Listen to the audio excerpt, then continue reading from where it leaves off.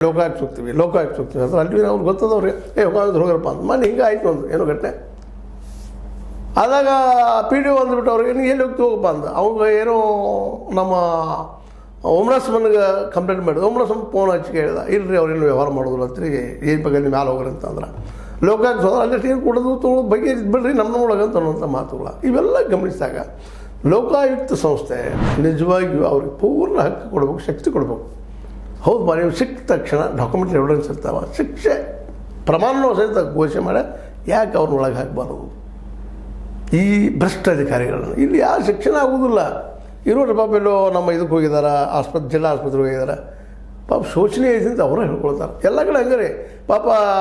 ಗರ್ಭಿಣಿ ಹೆಣ್ಣು ಮಕ್ಕಳು ಇದ್ದ ಜಾಗದಾಗ ಸೋರ್ತತಿ ಇದು ಈ ಪರಿಸ್ಥಿತಿ ಸರ್ಕಾರಿ ದವಾಖಾನೆಗಳು ಎಲ್ಲ ದವಾಖಾನೆಗಳು ಹೆಚ್ಚು ಹಿಂಗೆ ಎಲ್ಲೋ ಒಂದೆರಡು ಇರ್ಬೋದು ಎಕ್ಸೆಪ್ಷನ್ ಅಂತಿರೋ ಅದಕ್ಕೆ ಇಲ್ಲೇನಿಲ್ಲ ಎಲ್ಲಿ ಹೋದ್ರು ಅದ ಬಾಳೆನ ಅದಕ್ಕಾಗಿ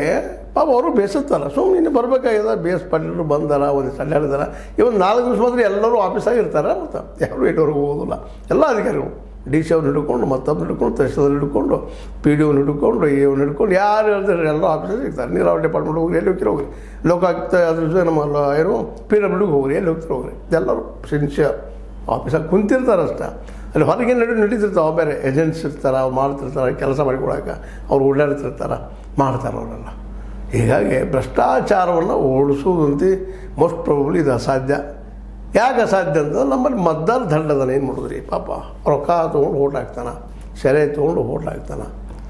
ಭಾಳ ಜನ ಹಿಂಗಿದ್ದಾರೆ ಎಲ್ಲರೂ ಅವ್ರದಾರ ಅಂತ ಹೇಳೋದಿಲ್ಲ ಪರ್ಸೆಂಟೇಜ್ ಕಡಿಮೆ ಐತಿ ಪ್ರಾಮಾಣಿಕರು ಹೀಗಾಗಿ ಇವ್ರು ಗೆಲ್ತಾ ಇರ್ತಾರೆ ಪ್ರಜಾಪ್ರಭುತ್ವದಲ್ಲಿ ಏನ್ರಿ ಒಂದು ಮತ ಹೆಚ್ಚು ಔಷಧ ಗೆದ್ದು ಹೋಗ್ಬಿಡ್ತಾನೆ ಅದರಲ್ಲಿ ಈಗ 1000 ಮತಗಳು ಡಿಫ್ರೆನ್ಸ್ ಆದಾಗ ಪಾಪ